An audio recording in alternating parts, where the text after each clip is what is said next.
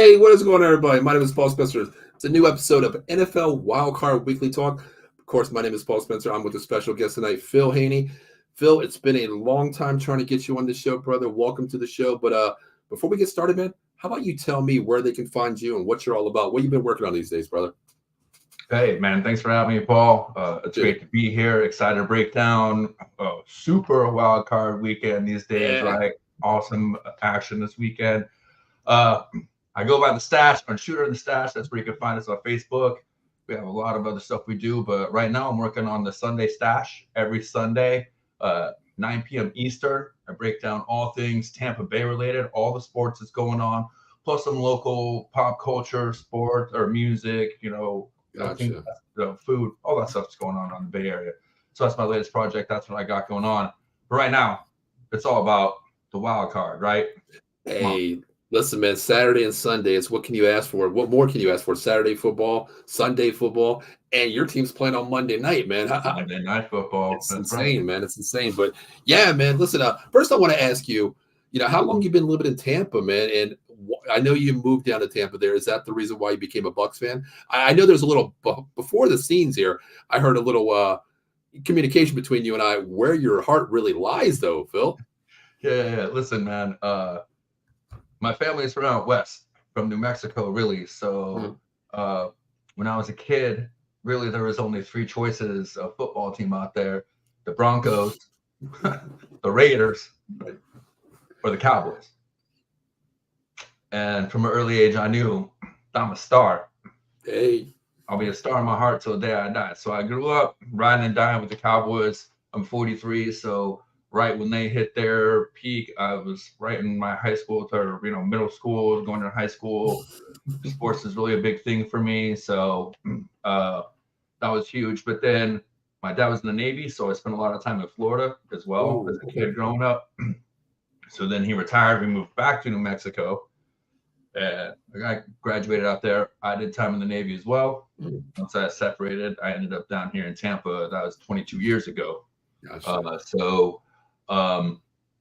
I've been here ever since then. And I'm a huge sports fan, and I'll never not be a star. Like I said, I'll be a star till the day I die.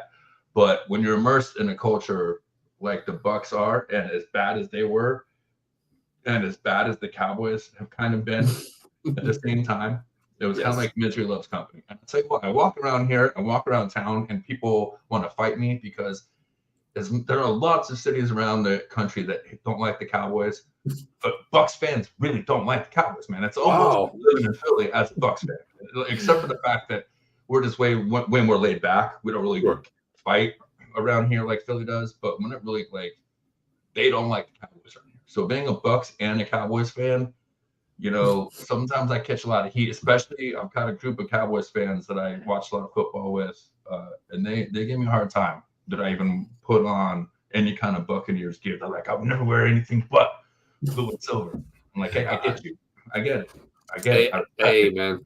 I hear that, man. I lived in Philadelphia for 30 years, man. And I tell you what, at least you were only 4. You were 14 years the last time they won the Super Bowl. I was 24 years old. So I tell you what, man, it's been a long time. That's one thing I can say to any passionate fan out there. As long as you ride or die with your team, man, I respect the hell out of you, number one, because, I understand your situation. You moved out there. It's a different scenario, of course. I moved to Philadelphia when I was 18 years old. I'm 53. I'm still not dressing up as an Eagle fan. I never will. I'm a diehard Cowboy fan until the day I die. That's something I couldn't do. I couldn't go from Cowboys to that Eagle green. Can't do that. That's different. That's a completely different scenario, man. Yes, exactly. I would never, ever, ever even come close to donning anything else from the NFC East. I hear that. None of those three teams would ever cross my list. We're a melting pot down here. Like, we're the melting pot of melting pots of the country, right? Right. Especially we're the melting pot of Tampa, of Florida. Everyone relocates to Florida, right? But they all end up matriculating, especially recently, the last 5 or 10 years down here. So the Eagles fans are bound around here. I don't know why. It's like Philly is so miserable, they just can't wait to get out. They come down here to make everyone else miserable, right? But I know what it's like to be around those fans. But I didn't really have a hockey team or a baseball team, so I moved here. I'm just a huge fan of sports. Gotcha. And so I moved here in 02, 03. And then the Lightning, as you can see on the back wall, hockey really is my first love. The Lightning won the Stanley Cup in 2004. Right. Like I was sleeping on the plaza outside of the arena overnight to get $8 tickets. Like, wow. We lived on the plaza for like 2 months. Cemented my love of being a fan and being in a city with sport teams, because I never lived in a city that had like that, that kind of vibe other than Jacksonville before the Jaguars. So it was cool. And so once I embraced them, and then the Rays went on their magical run from like 06 to 08. Gotcha. Like once you kind of get immersed in those two teams, it just kind of drags you in, And when Brady got here, I'm not gonna lie, I hated Brady. I hate Brady. And then he was on the team in town. And then like that's really kind of like the last 3 years. I'm not gonna lie. The Brady train kind of helped me get over my I don't know if I could, but Gotcha. Stanley Cup, Super Bowl, World Series on the same year. Yeah, I'll tell you, Phil. It's hard not to get caught up. You know what I mean? I'll tell you a funny story. I bet a lot, and my buddy Jason, which is one of our sponsors, I was working in the office with him at one time. He's a huge bettor, and he has a friend that actually works at Raymond J Stadium down there, and we always place a bet. One big underdog bet where we bet $500 each for the whole season. One bet, if we win it, it's probably like 20 grand if you cash out on it. So my buddy called Jason, and he was like telling him this story, and he comes into my office, which I work in the corner there at Jay's office, and he's like, "Hey Paul, I just got some word of advice. How about we put Tampa Bay Buccaneers Super Bowl champs this year?" I was like, "You got to be crazy, brother. Are you kidding me? No way. They don't have a quarterback." He's like, "Paul, nobody knows this, but there's a picture he sent me. He sent me a picture of Tom Brady walking out of the office there." So he's like, "I don't know if it's going to happen. Hey, it's $500. Let's do it." Both of us put 500. We put win the division, win the conference, win the Super Bowl, Tom Brady MVP. We put $500 each, cashed out at $22,000, 11 grand each. Bro. Yeah, it worked out for me. Thank you, Tom Brady. You know what I mean? Yeah. But hey, Phil, listen, before you hopped on a show with Ken Fry before, correct? Indeed. There we go. What's going on, Ken? Thank you for joining us. I've been in the back cave. Man, I have never been in the back cave, man. I am pissed off about that. Toys. I don't know. I've never been in the back cave. You must be special, Phil, because I've never been in the back cave yet. You know what I mean? After all these years. I know people. There you go. Matt, exactly. Matt from Monkey Coat Coffee hooked you up there, brother. But hey, Phil, let's get into this, man. Super Wildcard weekend, like you talked about. We'll go through the list here. We'll keep your game till Monday night. You get the credit for Monday night. Let's talk about this, man. We haven't talked about the games yet. I'm curious to see which way you're going here. Let's talk about this. First, Houston Texans, man. C.J. Stroud, rookie QB. DeMarco Ryans, rookie head coach. Who would have thought winning the division, home game, seed number 4 against Cleveland, who Joe Flacco revitalized his team. Came out of nowhere, putting up 300 yards here. How do you feel about this game, Phil? I'm kind of mad because we had an opportunity for 3 Florida football teams to be in the playoffs and all 3 to host playoff games. Yeah. For the first time ever. And 2 of the 3 teams crapped the bed. Yeah. Right? All 3 tried to, right? But 2 of them completely did, right? Yeah. So that's part of what I got to say is boo the Jags, okay? Lurkville lives on, and the dumpster fire that is Jacksonville Jaguars franchise continues to thrive, right? It rages on, Jayville. If you live in Florida, you know what I'm talking about, right? Come on. So I can't get a chant of Duval out there anywhere. No, Duval, please. Listen, one of my very good friends and Whiskey Brothers is a huge Jayville fan, so I can't. But he likes Malort too. That's a whole different conversation. But no, listen, the Texans, man, like you said, rookie QB, rookie head coach, 10-7. Yeah, 10-win season. Who saw that coming first and foremost? So props there, right? Mm-hmm.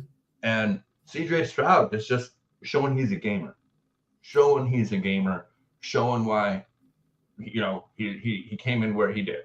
But I think you're struggling here still, not having Tank Dell, right? That's a big loss to this team as far as having a consistent offense. Yeah. Although I do like Singletary. He's finally having that career kind of season, and there's some other teams that are kind of pissed off. Like, where was this guy before, right? But I still think that the story here is on the other side of the field, on the other sideline. It's smoking Joe Flacco. Yeah. It's David, where the hell have you been? In Njoku, finally see your talent. All we needed was a 38-year-old quarterback coming from the carpool drop-off lane at the elementary school back to the field to lead you to greatness. Yeah. Njoku, twice Njoku.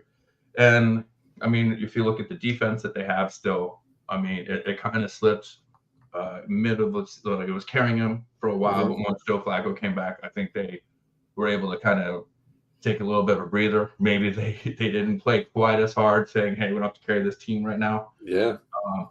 But you still got the Myles Garrett effect on that defense. They're going to have to double, triple team him. That's going to free up other guys on that defense.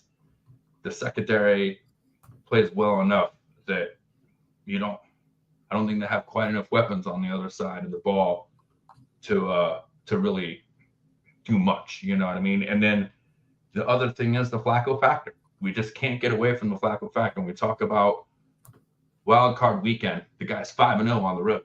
Yeah. 7-0 all time. And he's going for the record for most playoff road wins in the NFL. This guy only wins in the playoffs, right? We talked about maybe sometimes in the past his career down the stretch, he's kind of struggled. I don't know what it is with Baltimore quarterbacks. It seems to struggle no matter what their name is, whether it be Flacco or Jackson, struggling down the stretch, except for this season, obviously. We'll get to that. But, I think Flacco is the story here, really. I agree with you. Man. Just like I love how you said the carpool lane. He's dropping off his kids to the carpool lane at the elementary school here. It's like that Kurt Warner story. You're bagging groceries. You come in, you revitalize your career here, and look where you are now. Just like you said, winning games here, putting up 300 yards. And the key factor is just like you said. Yes, we know Myles Garrett there, that defense. But hey, if your defense plays, 3 and out, the offense comes out and gives you a 3 and out. You're back on the field now with Flacco here. It's a different mentality. Okay, you know what? Hey, we got a veteran QB. He's 38 years old, but brother, he can put up some points. And Njoku's finally found the fountain of youth here a little bit. Martin Cooper's finally catching balls, and they can put up points here. The defense doesn't have to play lights out. We can give up 10 points and still win a game now. So I love this defense. I think a key matchup this week, Phil, is going to be Myles Garrett versus Larry Tunsil on that left side there. I think they're still going to have to chip him. I really do, because Garrett's a beast. He's an animal. Nobody can stop him one-on-one. You can contain him, but I think there's going to be a chipping action over there too, because I think you got to put a tight end, go up 12 personnel and help out, against Garrett. I really do. But if he can get to CJ Stroud, it could be a little bit different. CJ Stroud's had a lot of pressure on this year, but nothing like a Myles Garrett, because Myles Garrett played a really active game when they played him the first time. Absolutely. And the thing is, the main reason I think you have to put more than one guy in Garrett, no matter who you are, is because there's always that factor of him getting his hands in the air and affecting the pass that way. Yeah. Right. Yeah. Because his IQ is so high. Okay.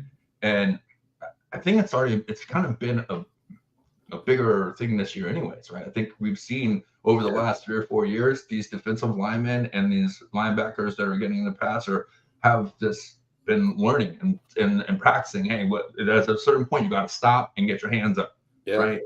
There's like a 3 count, almost like what's the drop?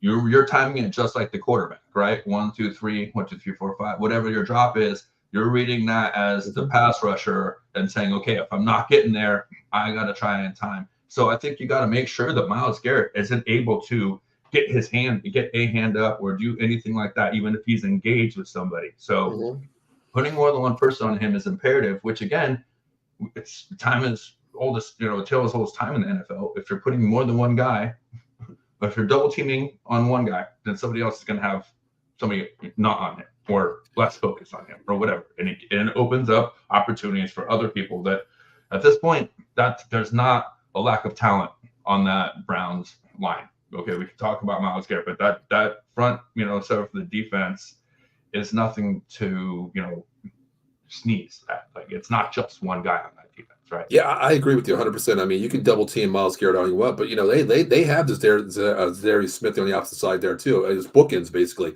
You want to 112 personnel on one side. You're going to leave one-on-one on the outside. And that leaves options to stunt, twist for the linebackers to come through off Smith's side too. But the other thing that you said too regarding fundamental football here. I coach up here. I'm coaching JV now for my team up here. I'm coaching 11, 14 Pop Warner. But now I coach offense, and I've always been an offensive guy. But that's the one thing I preach to my defensive players too. Hey, you got to have a time clock, just like the QB in your head. You're not going to get to the quarterback on every play. You see him dropping back. If you're not going to get there, hey, put your hands up. Put one hand on the offensive lineman. Put the other hand up in the air. Swing that hand around because you might not get a batted ball every situation, but you put your hand up there, you're going to get one out of a whole game. You know what I mean? Yeah. Well, and the other thing you have the opportunity to do is draw some kind of penalty as well, right? Exactly. If you're looking to try and disengage and get a hand up, and then that offensive lineman does something to prohibit you from doing that. Yeah. Who knows on a pivotal play, the way the referees are in the NFL. Oh man. They put the whistles in their pocket, but if it's a big play, and that's one thing I think about the holding. People can say, "Oh, you could have holding on every call." Well, sure, but then we couldn't really play the game, right? So they do tend to try and call it when it matters, when it actually makes a difference in the play. And now you've given yourself a competitive advantage. Right. Now we'll throw a flag on it, right? For the most part, there are obviously, this is not what we're here to talk about. Maybe we got to come back. Right. For next year, there are some very vague rules in the NFL. Yeah. The automatic first down calls are really an impact on the NFL and a way to affect the game. But as far as that goes, you know what I'm saying? You if you try and disengage and you're trying to make a play, you also give yourself an opportunity to get a call that way. You know what I mean? Not just affect the pass, but affect the game in other ways. So to me, that's really the key thing here is that, yes, this is a great story. Rookie coach, rookie quarterback. If Tank Dell was helping, maybe this is a different story because that guy's an absolute game-breaking X factor. You know what I mean? But I think that you still have a fairly one-dimensional offense, or predictable. I wouldn't say necessarily one-dimensional, but fairly predictable. Like it's either going to be Singletary or it's going to be Stroud trying to make a play. Like that's really what you're looking at from that side of the ball. And with what the Browns can bring defensively, I don't think they match up well. And on the other side of the ball, Flacco and Cooper and Njoku are just finding ways to make other teams look inferior. I agree with that 100%. One thing I want to say about before we get a final prediction on the score here, I'm glad to see finally an Ohio State quarterback come out of there. And you know what, Phil, it's like these quarterbacks coming out of Ohio State, it's like they're not great.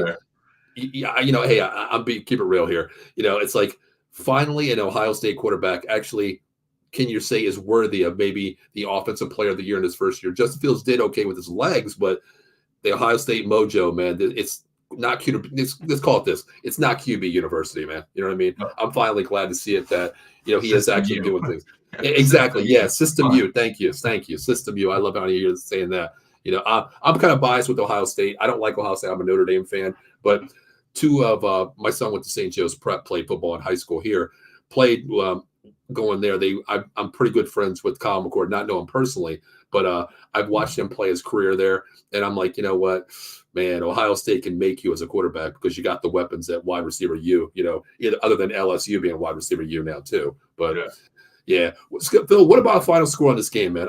I'm going to go on probably the opposite end with you. I'll let you go first on this one. I think NRG, I'll take my judgment out, is going to be pretty awesome as far as the home crowd. And I think Browns fans are going to travel well, but it's still a blue collar town, and it's travel. I think that Houston is going to represent. It's going to be crazy. Great vibe there. So I think it's probably going to keep a little bit the first half. Those could not be quite as dynamic. So I'm probably going to say maybe like I would say like 24-10 Browns. Wow, 24-10, they're Browns. Okay. Yeah.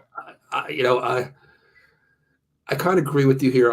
It's going to play both ways with me because CJ Stroud, this is his moment here. You're in the playoffs. Nobody picked you to be here. How are you going to perform on that big stage? At home, winning division here. How are you going to do that?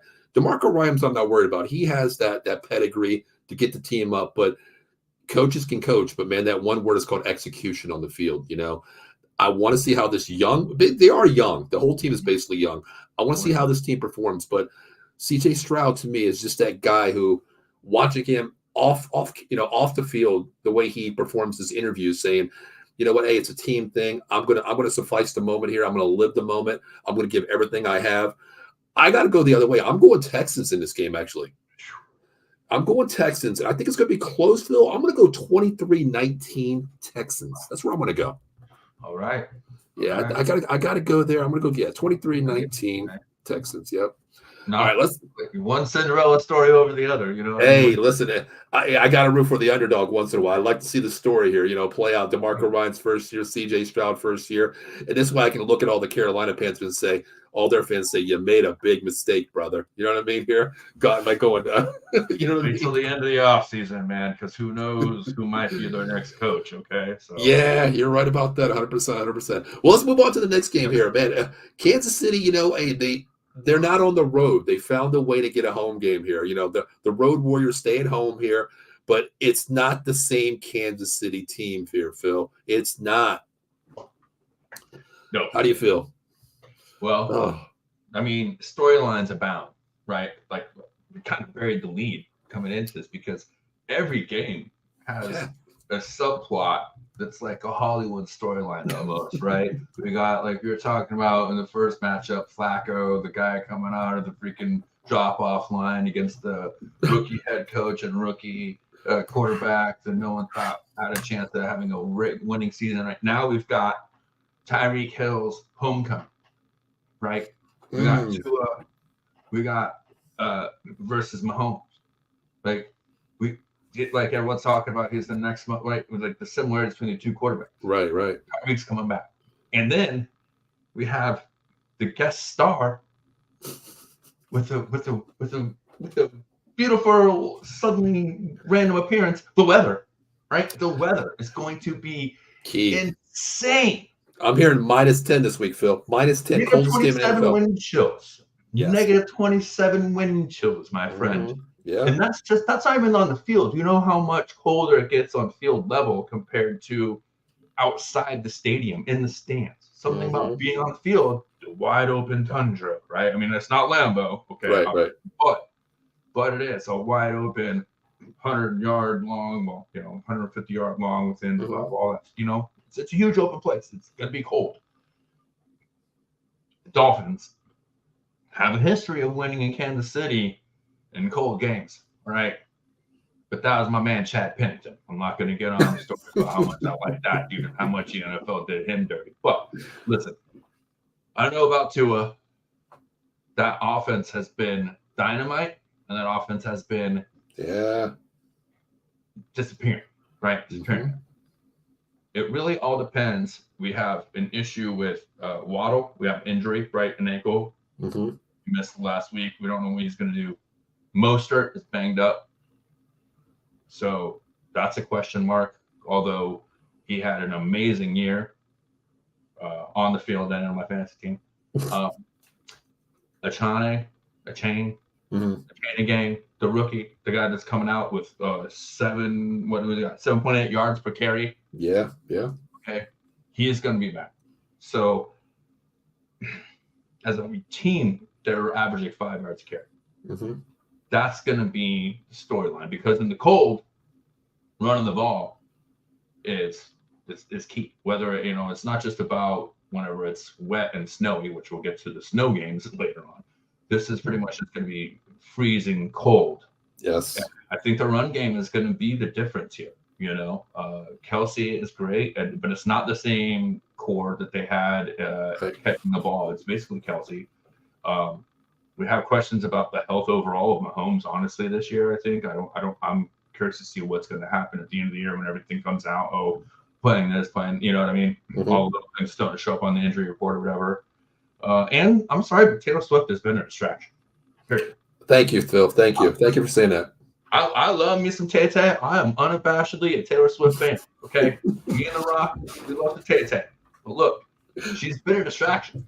Yeah. The whole thing has been a distraction. Yep. And I'm honestly also curious. Like, it's not just the Super Bowl slump, but they had a lot of adversity last season. A lot of off the field storylines.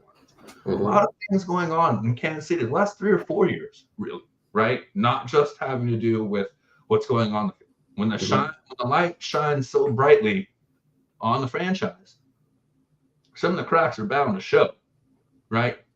And the more the light shines, the darker those cracks can be. And suddenly you get to see maybe this isn't the juggernaut we thought they were, right? Agree. So I really think that this game is the Dolphins to lose. I agree with you 100%. We do an NFL weekly pick'em show, and I took the Texans first. It's like kind of an upset. Will be an upset, definitely, but I agree with you here. I think this running. I didn't watch that show just intentionally, just so I didn't know what your pick's going to be. Just saying. Gotcha. I tell you what, I agree with you. I think this game is going to be a running game here. That goes to the advantage. Starter wise, Raheem Mostert's a little bit banged up. I get that. Devon Achane can come off the bench, give you a 6-point yards to carry. Don't forget Jeff Wilson too. I mean, he revitalized this year too. There was one game where he had over 120 yards this year too. Nobody thought he would even play that game, But you go to the Chiefs side of the ball. Wide receivers, I don't even want to talk about any of their wide receivers. Rashid Rice is the number one wide receiver they have, opposite than a Kelsey who gets the ball, all of the game. But Isaiah Pacheco, man, this guy runs nasty. He runs hard. He runs angry. Put it that way. This game is going to be a trench game to me, but I got to give the Chiefs the advantage for the D-line. They're a little bit stronger with the Miami losing Jaden Phillips, Bradley Chubb out too. That defensive front seven for the Chiefs is strong. It's going to be a game that's won in the trenches because you know what? I'll tell you what, Phil. If I'm a wide receiver, and I don't care who you are, Tua, throwing to Tyreek Hill, Waddle if he's playing, I tell you what, man, it's going to hurt my hands when I catch a ball in negative 30 weather, brother. You know what I mean? It's going to be a running game here. Whoever, regardless of who can throw the ball to you. So I'm going to go with the trio of running backs here. I love Mostert, I love Achane, and I love Jeff Wilson too. If this offensive line can contain that front seven for Kansas City, I'm going to go Chiefs here. I'm Chiefs losing this game close. It probably will. Who can score 15 points in this kind of weather? Honestly, Yeah, I mean, it's who gets closest to 20, right? Like exactly. It's like blackjack, right? Yes. 21 without going over, you're probably going to win. But if you really look at it, the rush D, even with some of the injuries that they've had on the Miami side of the ball, is still very solid defensively. They brought in some veterans, Justin Houston, Bruce Irvin. They brought back Malik Reed to fill some of these injuries. So, I mean, you don't need those guys to go out and make plays every play, but to be veterans to come in and know what it is to play in this kind of a game, to know, hey, how to prepare for the temperatures and the X factors. You got some veterans coming in to help there. And Mahomes playing in the 16th playoff game already. Yeah. One of the X factors I would say though is that the Chiefs do have the number 2 scoring defense in the NFL. So if they can make plays, and the cold weather could allow them strip balls, deflected balls, off the hands, a hard ball coming off the fingertips or something like that. It could allow the Kansas City defense to be the real X factor. Sure. But I do think the storyline here is the running game that we both have talked about for both sides of the ball. Checo's a beast, but the depth that the Miami team has at running back, I think, is what's going to win the game for them. Yeah, I agree with you 100%. They do have a strong defense, of course, But my thing is, to me, it comes down to two things here, Phil. I'm gonna see how you feel about this. It's gonna be the running game. This game is gonna be one in the trenches. Pacheco, Mostert, Achane, Jeff Wilson, of course, we know that. But it's gonna come down to which quarterback has the bigger balls to say, you know what, there's 9 in the box. Am I going to throw this ball against man-to-man? And you know what? The defender could slip. The defender could, make a wrong read in this kind of weather because it's going to be frigid cold. Nobody's going to want to run, deep on this route coming that way. Who has the balls to throw the ball deep against a 9-man front? In Kansas City's fact is they could do that. You can take Rashid Rice. He can take the roof off, at any play. We know that. Kadarius Toney, I don't agree with. Kelsey can get open one-on-one, anywhere on the field. But going to the Miami Dolphins, if you put that 9 guys in the box, they have one guy who's a sprinter. A-chain. A-chain. You get him off tackle outside on a toss. If he doesn't slip, this guy is a highlight film ready to take it to the house against a 9-man box if he gets outside. You have a great point about that. But the one guy we're going to talk about, since I talked about the storyline of this game, is Tyreek Hill. That guy knows what it's like to play in Kansas City.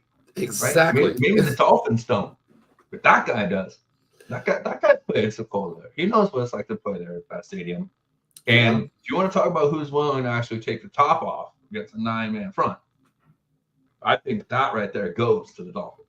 Because who, like you said, you got A-Chain and you got Hill. True. Like either one of those guys can make it be an X factor down the field. So I agree. It's all about, does he have time, right, against that front two? Does he have time? But I think if you're running the ball, effectively, what do we say? That opens up the play action, right? That opens the play pass game. So I like how you said that too, because it's you look at this offense here. To me, I'm offense coordinator. Yes, it's cold out there. I can't throw the ball. I don't have enough time because the offensive linemen are freezing. It's just like touching your arm might fall off. That's what it feels like in this weather. But to me, as an OC, what I'm telling Tua or Patrick Mahomes, I'm saying, hey, listen, you got to keep this defense honest. We got arguably the fastest guy in the world out there. Kansas City has the fastest guy, second to the Cheetah here. Let's be honest. Let's keep them honest. Let's take a shot downfield. Let's throw the ball this way. You know what? Hey, damn, we know Cheetah's pretty damn fast. We got to make that safety stay on the top of his side of the field. Let's play extra man advantage in the box here. Let's take that shot. I think you got to play a chess match here. You got to take what they give you, and you got to play chess rather than checkers against this game. Any team in this kind of weather, though. Yeah, I mean, you're looking at two head coaches that aren't afraid to do that, right? Exactly. Two of the most creative play callers. They have a very innate way of getting all of their weapons involved in ways that you would least expect.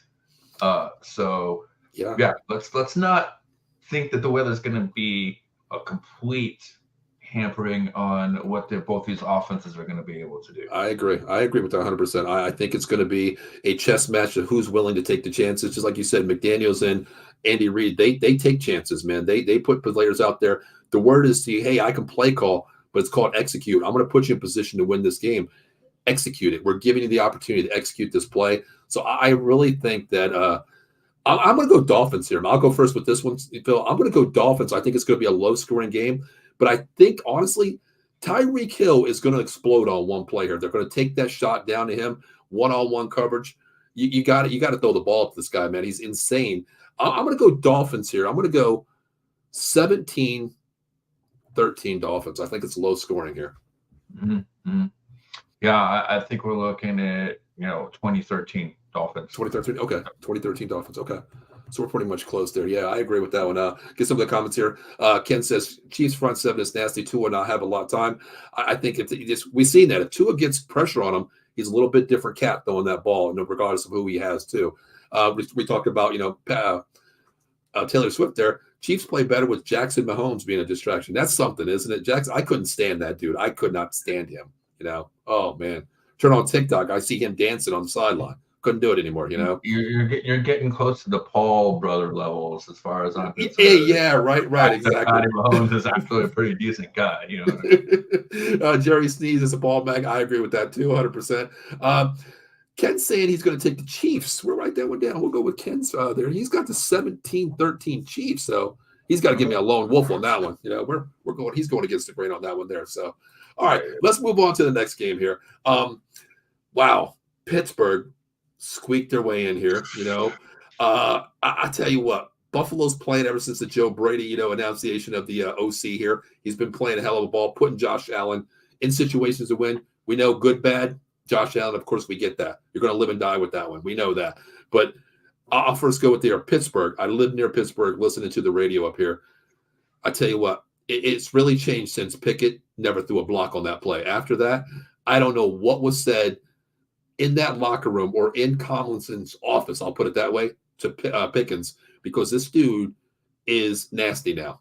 And I'll tell you what, one other word, Mason Rudolph. They play for this kid. Yeah. I don't even really know what to think about this game, to be honest. I really don't. Because the Steelers of like, I don't know, the Bucks deserve to be in the playoffs more than the Steelers do. I think, honestly, right now, like, that's something to say coming from Tank Division, NFC South. Okay, but like they won Tank Division, and I still think that they deserve to be in the playoffs more than the Steelers because they are possibly the second biggest frauds in the playoffs right now. I think maybe the biggest frauds in the playoffs. And the Bills, if this wasn't a home game, I might be picking the Steelers. You know what I mean? Wow. Like just because I don't, sure, they're on a 5-game win streak. They find ways to win games. But to me, that's something you talk about whenever your team is underachieving, kind of, right? Like there's like finding ways to win when you're like, oh, maybe we're going to be a 500 team or we're just going to, like the Steelers found ways to win in spite of themselves. Okay. Like the Bills also did the same thing to me, right? Many games in that 5-game win streak. So the difference here is that Josh Allen is a freak. It's going to be a Bills game with Bills weather. Yeah. And the Steelers are a bunch of frauds. Like, good for Mason Rudolph. Like, great for him that he got the team and he kind of started playing for them. I don't understand that whole franchise and why neither that guy hasn't been playing more football for them and why they went looking around and haven't, I don't know. Tomlin's still there. That's weird to me. Like, why Tomlin is still there. After Roethlisberger left, I felt like it was a clear moment for them to kind of like do a full reset and thanks, man, love you, but it's just time, right? So, yeah, I wish I could really talk more about this, but I just TJ Watt's out. They're 1-10. The Steelers are without TJ Watt, and since he's been on that team, they're 1-10 without him. Yeah. You don't have to say any more about that. 1-10 without TJ Watt. I mean, he is the defense. I know their back end is okay. I love Porter playing the way he's playing, but man, I just don't know about Pittsburgh. I live near Pittsburgh. I listen to the radio all the time. It's a great point that you said. After the Roethlisberger left there, I thought it was just going to be a annunciation of well, Tomlin, you did us well. It's time to rebuild this team, go in a different direction here, but they didn't do it. Yeah, I thought they were. 1 week they want to get rid of him. Next week, 2 weeks ago when it all, hit the fan, they wanted him out. Now he's extend him. That's the way it is up here with the head coach. But I think this is just, we talked about weather though, Phil. This game is I get Buffalo weather, but Pittsburgh plays in that weather too. I think it's talent wise. I got to go with Josh Allen because he's another running back in this game, and I think this is a game where he can control the game. We are going to get good Josh Allen. We're going to get bad Josh Allen. I get that. They squeak games out, just like you said. Pittsburgh, to me, has no business being in this game here. It's to me, it's a reward of others playing bad for you to get in this situation here. Congratulations, you're in the wildcard weekend. But you know what? On the other end, you left out probably a better team when you're sitting here, honestly. I got to go Bills here. There's not really much to talk about this game, honestly, if you think about it. But how about you go first and give me your pick real quick? No. I don't really listen, I got to say this is the worst thing. I hate doing pick-ups. I hate doing predictions. Like, I try not to think about it. But, I'll probably say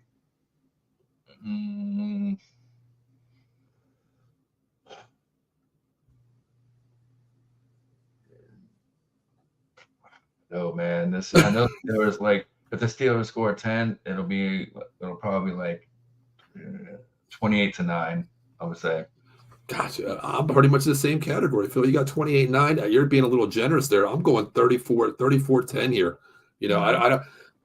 I don't know what Pittsburgh team shows up. What's Pickens? Does he want to help block? Does he want to, play a diva mentality game here? Mason Rudolph, is he just the regular season of playing bad teams, beating Baltimore, and, like they're sitting half the team here? What is it? They helped you get in here? I don't know. I really don't know about this Pittsburgh team. And I think it's just going to be a shellacking here. I think, Buffalo Bills Mafia, man, I think they're going to go crazy here. I think it's Buffalo's going to find a way to win. And not only that, push the score to make a statement here to get ready, because who would have thought, man, Buffalo, 3 games out of division and winning the division here and getting a home seed 2 seed here. they're playing for everything right now. And I understand playing for house money like Pittsburgh is, but brother, you know what? Your house money is no good at my casino because you're not winning this game at all. Not at all. Yeah, that's monopoly money around here, bro. Exactly. Yeah, you got paper money that's not a yellow color. It ain't green here. Yeah. Ken says, I agree with Ken. Ken says Steelers play like a 7-team team. It's a wonder how they won these games. It's amazing. I get that. Like, I just don't know. I mean, they find ways to win. The defense is good when Watt plays, but just imagine, Phil, if they really had an offense, with the Roethlisberger throwing the ball offense, this team possibly could be that number 1 seed pushing the Baltimore Ravens, if they had an offense, but coulda, shoulda, woulda. You know what I mean? Oh, yeah. Yeah. Mm-hmm.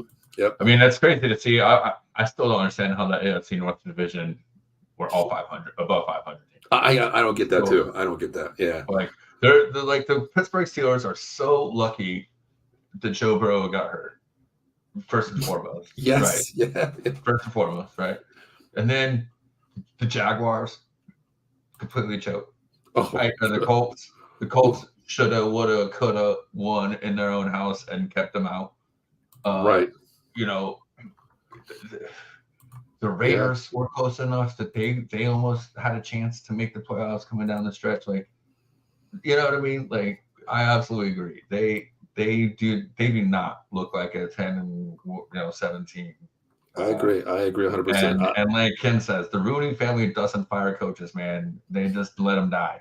That's the thing. That's the thing right there. There's a stat right there. 3 coaches. 3 coaches ever, man. Like, the legends too. Chuck Noll, Bill Cowher. You want to steal my thunder anymore? Like, I'm scared. Mm-hmm.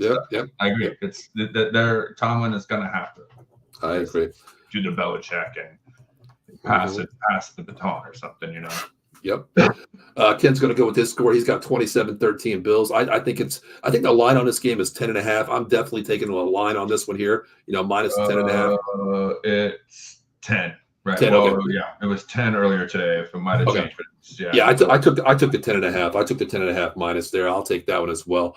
I think it's this is just writing as well. But let me ask you real quick though, Bill. I hear that 2 weeks ago, fire Tomlin. He's over. I understand he hasn't had a losing season in whatever 17, whatever the year says. I don't care about that. If he loses this game, I've heard different options. Okay, scapegoat, injuries. Your quarterback's injured. You don't have the players. Injury. You fire the OC, Matt Canada. The scapegoat. I hear that word a lot. If they lose, is Tomlinson gone? Is this a new regime? Is the head coach coming in next year? What do you do? Here's the problem, man. Here's the problem. This could be its own show right now, right? Yes. Coaches that are coming onto the market this season right now. Already three huge names. Yes. Without even really going deep after the last week. It hasn't been Black Monday. It's been Black Week. Exactly. True. It's a Thursday. We're finally here, right? But Vrabel, Belichick's, and Carroll. Probably Carroll. They'll probably Seahawks make a trade. Pete Carroll is on the table, right? That's just off the top. There's a couple other great candidates out there that are going to be looking for jobs. Like the coaching well has never been deeper right now, right? We talked about the opportunity to have a reset after Roethlisberger left, and they didn't take it then.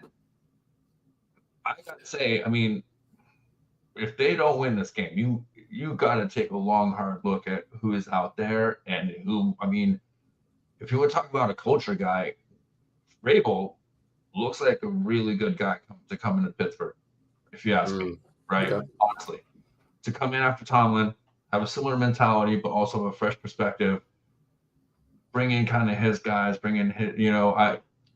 he's a guy that I could see being there, 15, 20 years.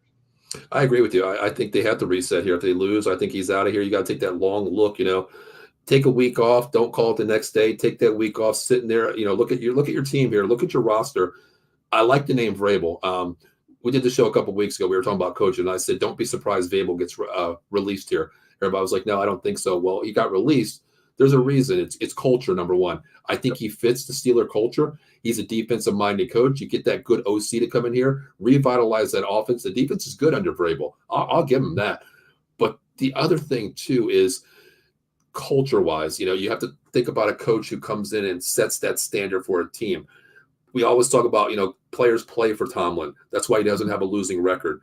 There is the right thing to say and the wrong thing to say for your team. He says the right things, but to me, it's what have you done lately? Especially being a Cowboy fan, 29 years, you can say what you want, but you got to produce on the field. You got to execute to me. But and the last thing I'll say about this game here, they got to really look at this. If the writing's on the wall, think about this, Phil. You're not the best team in your division. You're not the second best team in your division. You're not the third. Why? Burrows is out for the season. Think about if Burrows was here. Where would you be? You would be fourth place in its division right now. Think about that. And you're in the playoffs? Absolutely. This counts your blessings right there. You're in the playoffs. You know what I mean? Yeah. Writing's on the wall. That's exactly. That's the most competitive division of football right now. It is. It's nasty. Yeah, it's nasty. Look at those three quarterbacks, bro. Yeah. Sorry, I need to drop a bro on you. No, it's all good. It's all good. Seriously, look at those three quarterbacks. Mm-hmm. Look at an MVP caliber quarterbacks on all three other teams in that division. Mm-hmm. Right? Defense isn't going to win that division. Sorry. No. It's going to help, but it's not going to do it. And just like you said, Cleveland's down to a carpool guy. Joe Flacco comes off the street plan, and you go out. Kenny Pickett's the savior in Pittsburgh. They go out and get Kenny Pickett, the savior. He's not doing anything. Mason Rudolph comes in. Let's talk about that. Joe Flacco's going to be looking for a contract next year.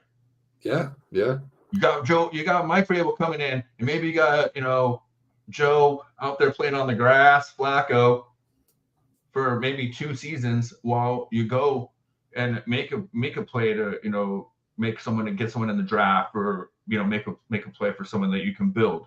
But I'm just saying, there's opportunities there to be at least somewhat competitive and have a storyline.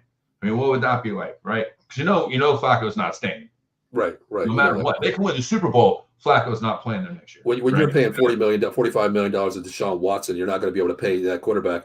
And the other thing is in Pittsburgh, just like you said, if they take a flyer on a Flacco, a veteran who can get you there to the promised land, execute games, manage games, get you with a solid defense in this division, it could go a long way. You're not paying Pickett a lot. He's still on that rookie contract, being that late draft. You're paying it. Mason Rudolph makes pennies on the dollar, Right. So go ahead, take the shot there. But enough with that Pittsburgh team, man. I don't know what to start with that team and end with that team, honestly. Yeah. But how about we move on to the Sunday game? So we spent way too much time on that game. My bad. I know we did, man. I tell you what, we got to give them some love out there, man. You know what I mean? Hey, after this week, they're going to be nobodies. All right, let's move on to this game now. My team's playing, the 2 seed here. Talk about a breakdown from the Eagles, of course, giving us the division here. But Dallas at home, man, just a different team, versus on the road playing Road Warriors, which they're not. Dallas at home. I'll let you start here. Green Bay. You talked about Tyreek Hill going back to Kansas City. Mike McCarthy against his old nemesis, the Green Bay Packers. A little LaFleur versus Mike McCarthy here. No Rodgers, of course. He's been our bugaboo years for us playing the Cowboys. But how do you feel about this game? Rodgers. Listen, Mike Worm Block of Cream Cheese McCarthy. Thank you. I'm saying he's soft. That dude is soft. But anyways, gets a chance to actually play at home by the grace of God. By the grace of God himself. That actually must be a Cowboys fan, or else there's no way they would have won this division this year. Right? 4 weeks ago, we're sitting here after that game, and we knew the Eagles had it locked up. Sure. Softest schedule in the league. All they had to do was win out. 0 chance the Cowboys had to win the division 4 weeks ago. Now here we are, the Cowboys playing in Jerryland. 8-0 at home, 30-plus points a game. Mm-hmm. Dak to CeeDee Lamb, the best duo in the NFL. Dak 36 touchdowns, 9 interceptions. Yep. They're healthy. Yeah. They're first in the league in points per game. Mm-hmm. Let's not talk about that defense. Oh, just kidding. Let's talk about that defense. They're on the man-child Bland, setting records, making plays. Micah Parsons. Yeah. You can go on forever. Like that defensive side of the ball is just talent on talent on talent. Gilmore, we're going to see about the injury there. I think he's going to play, though. So yeah, he's playing. Mm-hmm. So the Packers, Jordan Love, playing way above his expectations, right? We didn't think he was going to play that well. But even coming out on a three-game win streak, I think Jordan Love is second in touchdowns, actually. So Dak first in the league, 36 touchdowns. Jordan Love, 32 touchdowns to 11 interceptions. Second in the league in passing touchdowns. They're only four. They're 4 or 5 on the road, and guess who is going up against a 30-point per game offense at home? Oh, no one other than Vanilla Joe Barry, probably the worst defensive coordinator in the NFL right now. Period. That guy is like, you want to talk about soft block of cream cheese? Mike McCarthy. Okay. Vanilla Joe Barry is melted vanilla ice cream in a bowl. I agree. I agree with that. That's why I'm saying this guy is liquid soft. Okay. That guy does not know how to adjust. And they're, you talk about Dak, he's got connections with everybody coming out of the backfield, tied in for like everywhere. It doesn't matter. There's nobody that he isn't in tune with right now. Right. Agree. I just don't see the Packers. I mean, this is almost just like the opposite of last game that we were talking about. Like, the Packers almost don't really deserve to be in the playoffs, right? True. Like I just don't know. Like the Vikings, if it wasn't for them having an Achilles heel, with Kirk Cousins, right. The Saints probably should be in the playoffs instead of them. Even the Seahawks probably should be in the playoffs instead of them. Okay. So just like we could talk about the Steelers not necessarily deserving to be in the playoffs, I feel like, hey, it's a great story for Packers fans, but the story ends here. I agree. I think there's way too many weapons for Dallas here. The only thing that with the Packers here, Jordan Love is having a great year with, Dobbs being his number one, Christian Watson being number 1 and 2. And Aaron Jones is back. Exactly. Aaron Jones and Dillon. That's my concern there because Dallas does get shredded on the defensive line a little bit with the running game. Exactly. Their defense is nasty on paper, but when the execution where it doesn't play out, the running backs get yards out there. They give up a lot of yards to the tight ends. The wide receivers, they keep in check. Darren Bland, Gilmore, they've been playing really great out there. The front four play is good, but they do give up runs. Dillon and Jones could have a field day. That could be the X factor for them. But what I just heard yesterday, Jair Alexander is really questionable now after pulling rolling an ankle. Rolling an ankle. Thank you. I practice his jogging, and he's the one who said he's willing to play that slot against Lamb. Nobody can play against Lamb in a slot. We've seen that happen many times. Nobody has done it yet. Advantage Dallas Cowboys with the weapons they have. Pollard out of the backfield. Gallup is the MIA guy. Hasn't shown up for me in any games this year, really. You have Cooks. Exactly. Yeah, you have Cooks. You have Tolbert. You have, of course, Lamb, Hendershot, Ferguson, Shoemaker can catch the ball as well. Advantage Dallas here, but it all comes down to that play calling with McCarthy, man. He's the type of guy who, going back a couple of years when I watched the Dallas Cowboys in Hard Knocks, the word mojo was used a lot. Well, to me, you got to execute a chess match here. Take what the defense gives you. Don't come out and let Dak throw the ball 50 times a game, 40 times a game here. Get the run game going, man, because imagine if this run game, who's been minus anything this year. We have no running game this year, Bill. Nothing at all this year. Nothing. If you have, get that running game going, just imagine where you don't have to push the ball to Lamb, where you can use these other wide receivers and tight end sets. This has to be a run game for Dallas, even though I don't think it's going to be. I think McCarthy is just going to make a statement and say, Dak, be Dak, Mr. 12 interceptions last year, regardless. This year, have 9 this year, touchdowns leading the league. Your MVP, candidate, minus Lamar Jackson, of course, everybody's saying. But go out and throw the ball, win this game at home, be Dallas Cowboys at home in Jerry's world.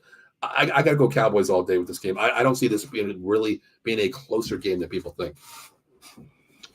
Yeah, as soft as McCarthy has typically been, I've been incredibly critical of the Cowboys hiring him.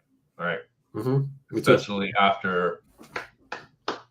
Yeah, the Clapper. Let's talk about him. Yeah, Clapper, exactly. We didn't need a soft, warm block of cream cheese. We didn't need that. We needed a motivator, right? Yes. I believe that's what, and I say we. I'm trying. I still say we. That shows my true colors, right? But I didn't need that. But That being said, I'll eat my crow. McCarthy has shown a willingness to change and be more innovative and trust in Dak a little bit more. Dak is fully healthy. I think, he's coming off that ankle injury last year. That was, I think, a little bit different. And they were just kind of feeling each other out, right? And I think this year they found each other. They found their rhythm. But I do agree, Tony Pollard needs to be more involved in this offense. Yeah, agreed. It can't just be as far as trying to catch the ball, but they need to figure out ways to get him into those dynamic, explosive plays that he was known for when he was the number 2 back. Right? Exactly. They got to figure out a way to get him still those kind of touches. I think that's a problem with the NFL. They have this all offensive coordinators. I think they have a propensity to a 1-2, a 1-2. I got to use my 1 back this way, my 2 back this way. Instead of all looking at all their running backs the exact same way. That's one thing about the Dolphins we talked about earlier. Why I think they're so effective is they look at all their running backs the exact same way. Exactly. Right?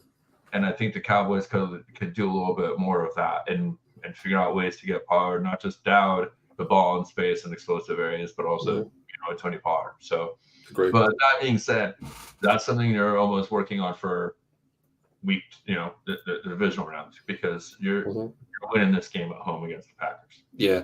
And the other thing I'll say, when you talked about McCarthy there, I'm very hard on McCarthy. I gave him the first 2 years being the COVID years. Okay. Well, you know what? I used to call him Wonder Boy, Kellen Moore. Now I call him Dollar Store Boy. I can't stand him. And the one thing I will give Mike McCarthy a lot of credit here, Phil. When Kellen Moore was the OC, of course, the last 2 or 3 years here, he was very innovative, but his verbiage was way too long for a quarterback to understand. McCarthy comes in here and says, Kellen Moore, his example, hey, Phil, we're going to run a XYZ slant triple go option here, 18,000 words here. And then all of a sudden, McCarthy makes it so simple here. Hey, Dak, here we go. XYZ 3Y7, something like that. So simple. Go up to the line. I love the here we go, because that is communication to say, we have what we want. We need a check down here. Okay, here we go. We're good. Yeah. We're good. I see what I want. It's so much easier with this verbiage than a Kellen Moore system. I give credit to Mike McCarthy, but McCarthy is the kind of coach to lose you games with time management, though, too.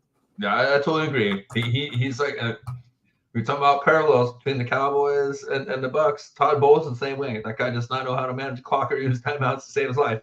Okay, I agree. Neither Mike McCarthy. Neither one of those guys are time clock managers. I'll tell you that. Right? I agree. They're barely game managers.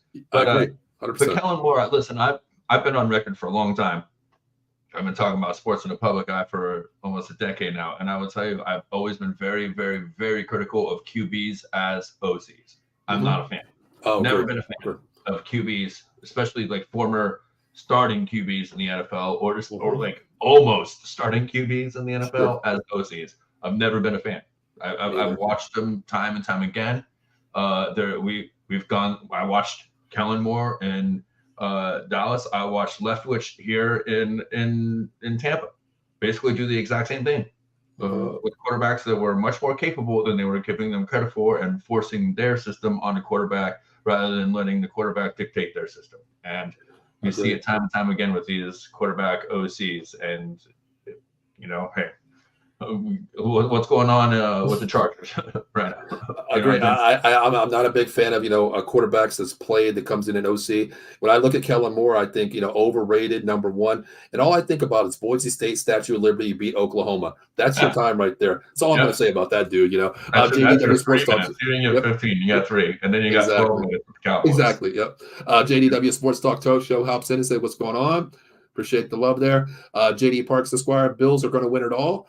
I don't know about that. That's going to be they possibly could, but they have to play it the right way. I mean, there's some talent. I mean, if you can get through what you are in Baltimore, man, I'm not. I won't talk about this show, but I'm not a fan of Lamar Jackson. Honestly, that's another show. There's a certain style of QB in this league that I've never believed in, and he kind of fits into that. I agree. Yeah. That ethos, Kellen Moore stinks, 100%. Frank Wright. Okay, there we go. All right. What's your final score in this game? Ken's got a score of 34-10 Dallas. Are you in that area there? Yeah, I was looking at probably 38-13. Wow! Holy crap! Yeah, they're gonna open it up, man. Wow. Okay. I said on my show, I think they do put up a 30 spot here. I'm still going to go with what I said. I'm going to 33-19 Cowboys here. At home, it's a different story.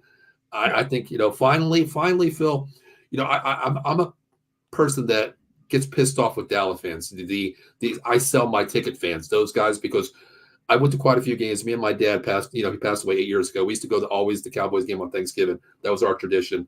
And I look at these games now where even though you make the playoffs, fans sell their tickets to the opposing fans. This year, I finally see the fans actually going to the games this year. Finally, it's there. The atmosphere is there. Okay. I don't think they let them down this year. I think this is a season where we could do something. On paper, yes. On the field, yes. I think we can do it. I think it's 33-19 Cowboys. I think they're going to roll at home. I think they're going to roll. Yeah, I mean, this is where I show my real true heart. And the fact is, I honestly think this is the year, man. This is it. This is the year we finally bring it back, man. Phil, I'll tell you what, man. Everybody knows this about me. I don't talk that much, but I've been a Cowboy fan ever since I met Roger Stahl back in '77. My dad was in the military. We went to Camp Pendleton, and we were living there. We were going to Disneyland. My dad took that detour, went to Oxnard, California. I didn't know who this dude was, And I tell you what, ever since then, but I don't know, man. There's something about the Cowboys where I have a quest for 6. I need that 6th Super Bowl no matter what. But every year's Dallas type team. Steelers. What's that? I know. I live in near Pittsburgh. I think I feel now. They got number 6 against us. Still. I know. But I think, on paper, every year we have the talented roster. Super Bowl or bust. That's the way I look at it. I don't play for participation trophies. I want that. And to see the banner behind me, man, I'm tired of putting that 5-time Super Bowl. I want that 6 on my wall. I've been waiting for it. I don't play for participation trophies. I don't care about division. I want that Super Bowl, man. I want to hoist that Lombardi. You know what I mean? Listen, Tony Romo is my quarterback, right? Call me T.O. Thank you. That guy got did dirty by Jerry so many times by just not going out and getting the right coach for him.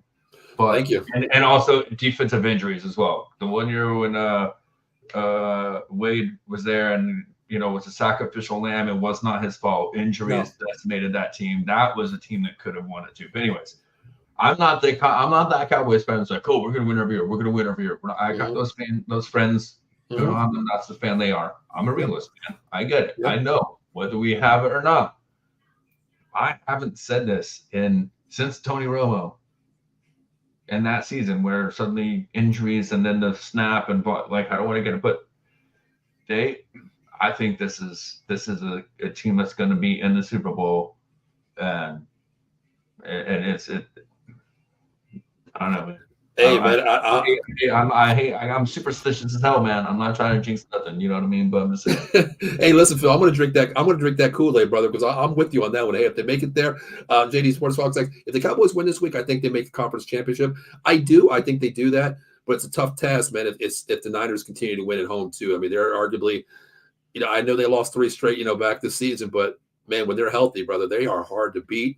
Dallas, same way. When we're healthy and we're on point, we're hard to beat too. Yeah. I want to see that rematch. I really do. But how about we move on to the next game here? We gave our picks there. Let's talk about the 8:00 game on Sunday night. Man, Bill, I'll tell you what. I think this is the game of the week to me right here. To me, this is the game of the week. Revenge factor, golf, Stafford. I'm back home. You're back home. What do you think about this game? I mean, this is the storyline of the weekend. Yes. Right? Like, absolutely. Sunday Night Football, prime time. It's the premier night. I mean, I know Monday nights, but it's the premier, time slot of the weekend. Mm-hmm. And the storylines just keep writing themselves. The quarterbacks that swap places are meeting each other. You got Stafford, who has had almost a very Stafford kind of year, right? He's had a couple seasons where he's been prolific, but for the most part, he's a top 10-ish kind of guy, but he makes plays when they need to, and he's gotten a lot more responsible, less Favre-ish over the years, especially since he's ended up there at the Rams, right? Mm-hmm. So, and then Puka Nacua. Oh, man. Right? Marcus Robinson, 7.8 yards at 10. Is our secondary? It's the only question I really have with this man. Is there secondary against Jared Goff, who is having a great season, who's only really getting overshadowed because Dak and Jackson are having such good seasons? Because Goff would be up there in the conversation, right? But I really think that it comes down to the health of Detroit and whether Hutchinson can be the factor on the defensive side of the ball, right? What can he do to impact the offense of the Rams? I agree. I mean, to me, I think this is going to be a QB play game. Who actually just manages the game? To me, you look at Stafford, Puka, Cooper Kupp. He has the weapons there. He's won games before with this drive. Bringing in Puka this year out of BYU, who would have thought this guy was going to do what he's doing? Catching that many balls, over 100 balls this year. You look at Jared Goff out there. To me, it's a motivation factor. You gave me away for a bag of peanuts to bring in this guy. He wins the Super Bowl. Yes. You go to the Lions. Hell, if you go to Lions, I think that's like purgatory. You don't want to go there. You're in hell. You're not going to win. But having Dan Campbell come into this situation here, he's turned his team around. We talk about coaches who players buy into the system. They bought into the system. They finally got out the pieces. Ahmad St. Brown. You go out and get James Williamson from Alabama, a speedster too. You go out and get Laporta too. This is a team that has the weapons. You're not asking Jared Goff to go out and be the solidified MVP in this game. Go out, take what they give you, manage the game. I like what you said, though. The defense for the Rams is a little bit suspect, the secondary. With weapons like this, it's who's going to make the right pass at the right time at the key moment. Because we know the Rams give up points. We know the Lions give up points, too. Yep. I think this is going to be one of the games where who's going to have the ball last, who's going to make the proper adjustments to that first half versus second half. I can see it being a shootout second half. I can maybe see in the second half being a little bit more contested in the back end. I want to see how this chess match plays, but coaching-wise, I'm probably going to go McVay on this one too. He's had the pedigree. He has that capability of winning the big games, and he's known. He's been there. He's done that. Dan Campbell, dude, I tell you what, Dan Campbell has balls. I'll tell you that. Big kahuna balls. Yeah. I call him Jesse Ventura, bro. There you go. Right in the body. That's who it reminds me of as a coach out there. You love him. You get you guys to run through a freaking brick wall. That guy will, absolutely. And it's an amazing storyline. I think that this, finally won a division title, right? The rookie class that they have, Jahmyr Gibbs. Come on, man. And him and Montgomery have been an amazing tandem. Montgomery's found life there with Gibbs in that backfield.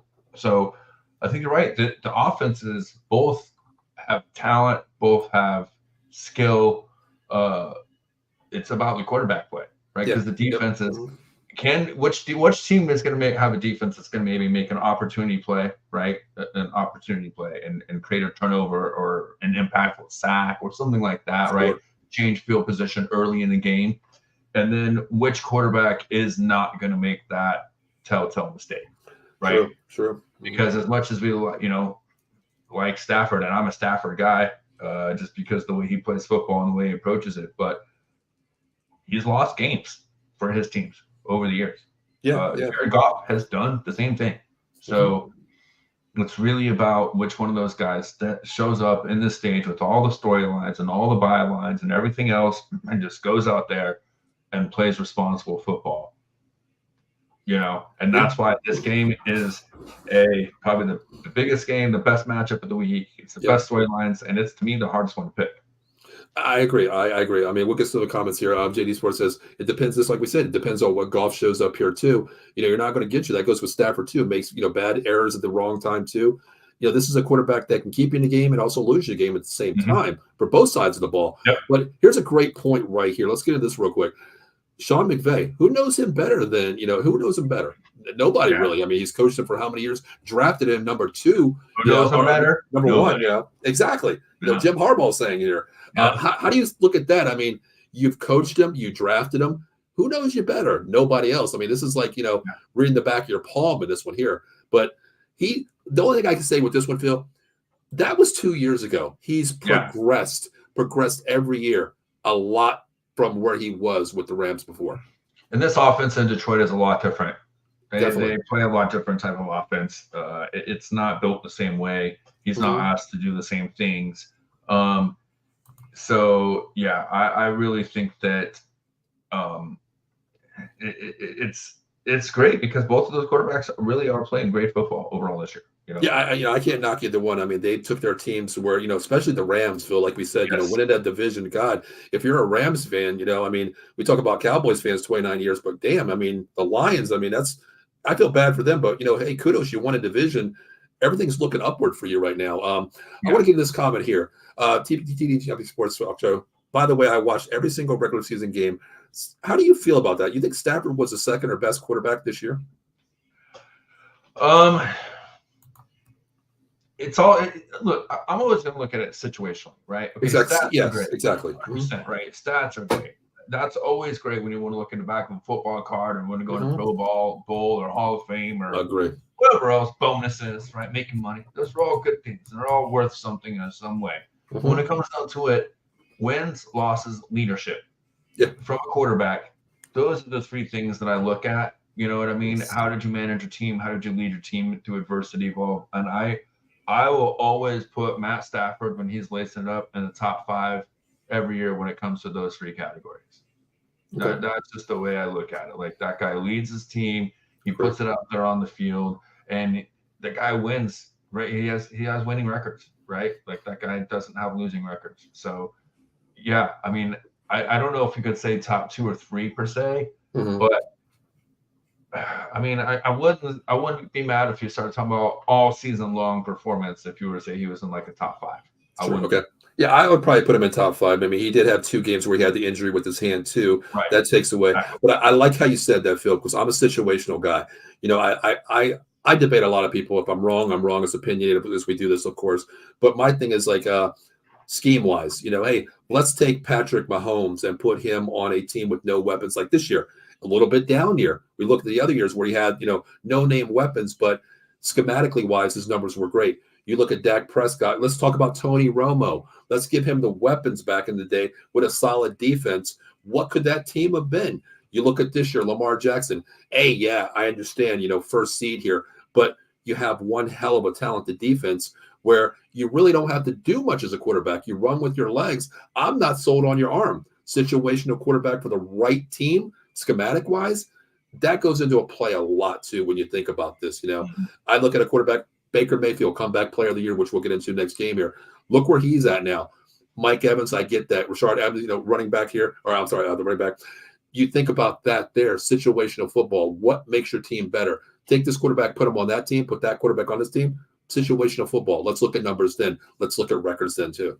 Yeah, absolutely. Yep. For sure. We got a couple comments for you, and I'm going to put those on there. Everybody asked us for our sleeper for the year. How about we get into that after your game here? But give me a pick here. We got a couple picks here. JDW is going, wow, he's going Rams 31-23. Okay. Yeah. Ken Fry is going Lions 30-23. Also, Dan Campbell walks over to McVay and messes his hair up. And McVay pisses himself. Golf is going to be huge. Aiden Hutchinson 2 sacks. Oh, man, I tell you what. Right. Oh, man. I'll pay to see that happen, though. I really would. That's amazing. Oh, man. Good game, kid. Yeah. Tosses him a Coke in a jersey. Exactly. Right. All right, Phil, what's your pick for this game? This is a hard game to pick. It really is. It's a hard game to pick. I got to say, man, that dome is going to be rocking. Ford Field's going to be crazy. It is going to be rocking. Yes. I don't know. Man, I got to go with the Lions here, man, and I think it's going to be I like 31-28, man. It's going to come down to 31-28. I think it's going to come down to a final possession here. I really do. Yeah. I'm going to look at around there. Okay. I'm bad at math, but yeah. I agree. I think Ford Field, man, how long have they been waiting for this, even to make the playoffs, put it that way? And you're hosting an NFC game here. Primetime Sunday night. This field, I did see something. I forgot who it was that tweeted it. Wearing the mask, the black mask of the game, because nobody thought we would be here. One of the players, I think it was I forgot who it was. I saw a Gardner. No, was it CJ Johnson or something like that said that in the year he said, when we make the playoffs, please wear your black mask to the game or whatever. I think this is one where the fans have a lot to say in this game too. It does go a long way with home field. I think Ford Field's rocking here. I think this is going to be a shootout. I think it is a close game, but I'm going to go Lions as well, Phil. I'm going to go 36-31. I think the Rams have the ball. They got to get that touchdown. They're going to push the ball downfield, and it's either going to be a pick or, they're not just going to have enough time. Field goal's not going to suffice the game. I got to go Lions 36-31 here, but I think this is the game of the week. I do. 100%. Yeah. 100%. Yeah. All right, well, you know what? We got a Monday night game here. Talk about a team that's in the right direction, basically making the playoffs versus a team who, wow. Thank you. Oh, man. I mean, I'm happy. I'm happy with, the way the Eagles are playing, giving us the vision. And also, I want to get a big shout out to, as you said earlier, I forgot what I was going to say. And now I remember you talked about, God must be watching the Dallas Cowboys play. My dad told me, Phil, I remember going to the games. Dad, why is there a hole in the roof? God's watching every Dallas Cowboy game. He looks down. I tell you what, he made a phone call to the refs last week when they played 2 weeks ago when they played the Lions. So what you said is damn true because he called down there and made a decision for the Cowboy fans. 100%. Yeah, all I got to say is that's payback for freaking Des Bryant, man, because that was a catch. Phil, real quick, I'll tell you something. I was married for 22 years. I got divorced 7 years ago. My ex-wife was a Packer fan. For her birthday, we went up to that game. We sat right in the end zone where Des caught it, 3 rows up. I screamed so hard. I don't want to say the words on here, but this will put it this way. Beep, beep, beep, beep, beep, beep. It was a catch, okay? Screaming. Phil, I've never been so deflated in my life. And still this day, 2 things. If they would have won that game, that was the Cowboys Super Bowl right there, number 1. Number 2, I don't know what the hell a catch is in the NFL anymore. I still don't even know.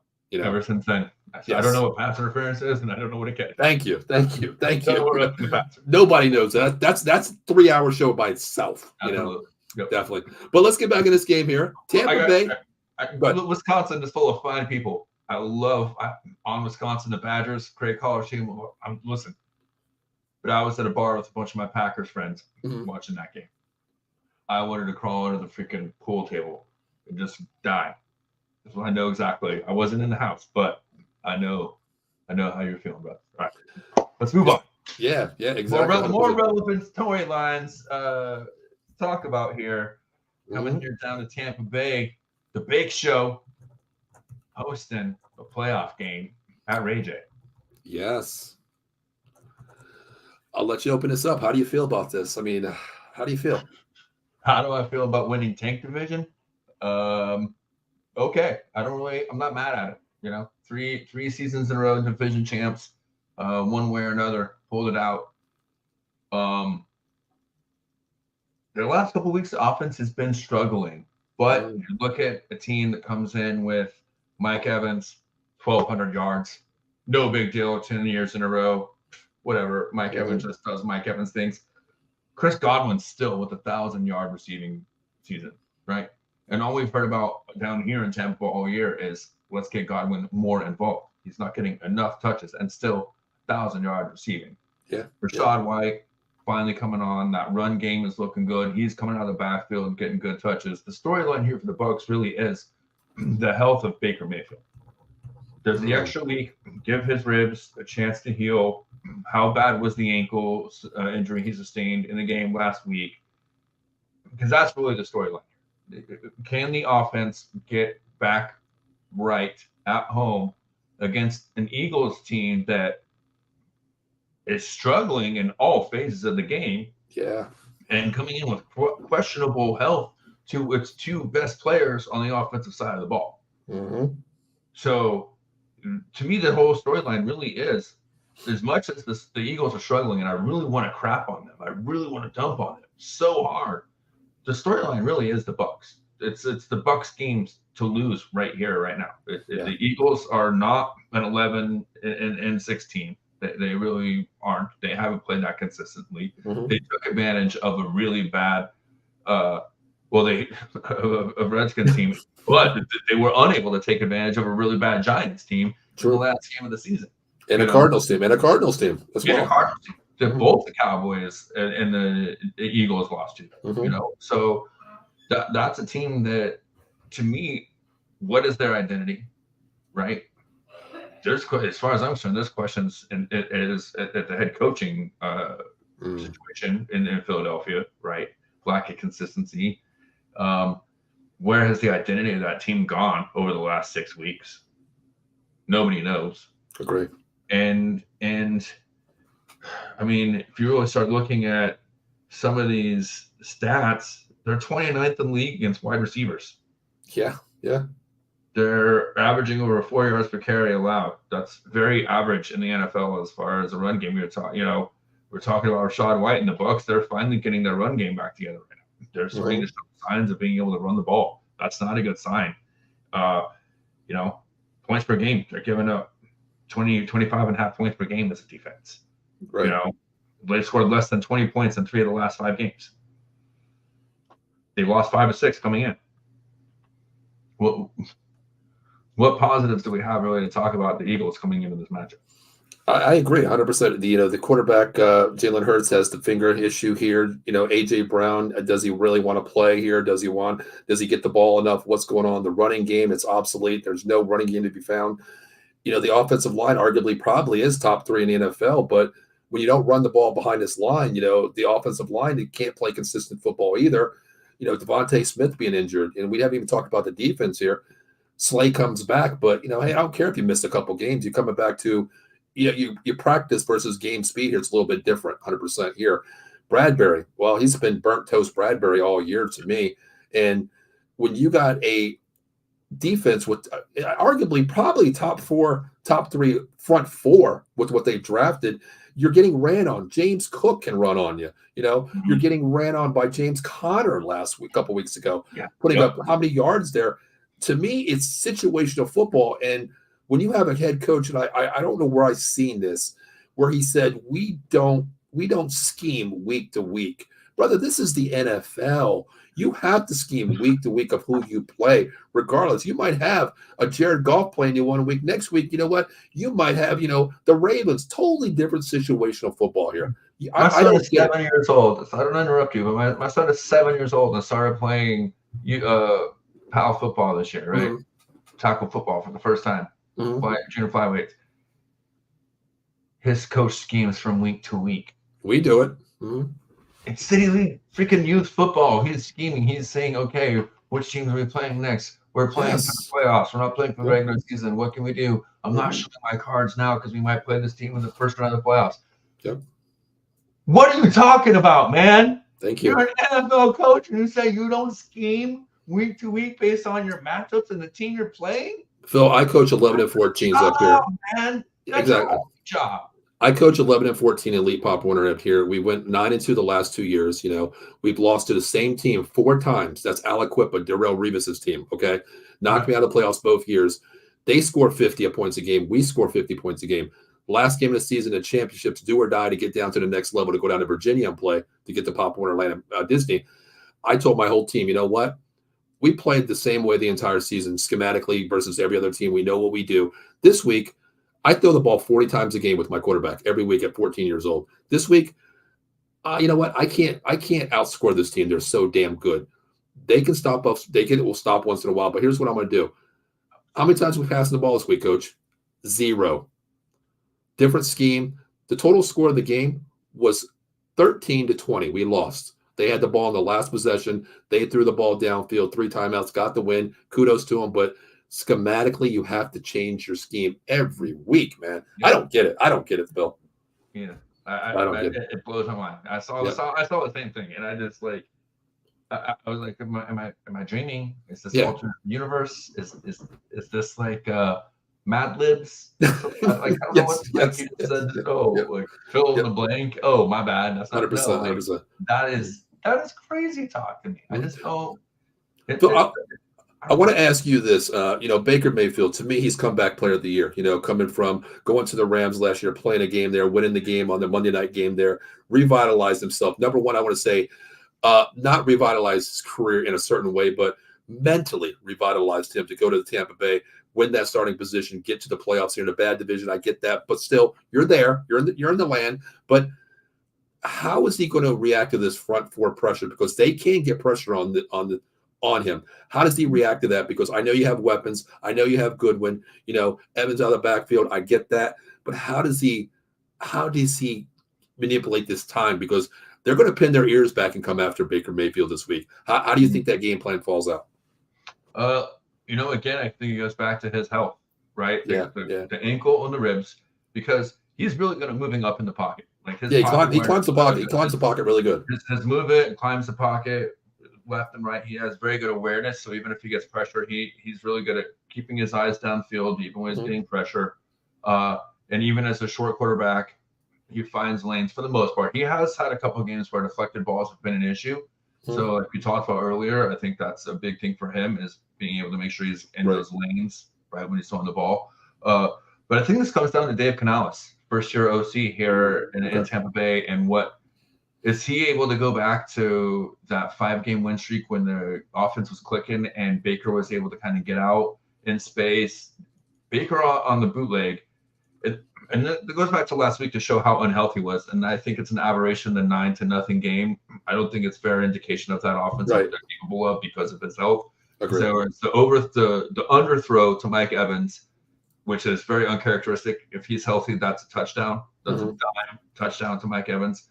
And then there was one other pass across the middle that wasn't. Then he overthrew the guy more on the outside, which again I think was him trying to overdo it because he was overcompensating for the underthrow earlier. So then you had another play when he was on the rollout, rolling to his right, and he threw the ball and he missed badly, the tight end.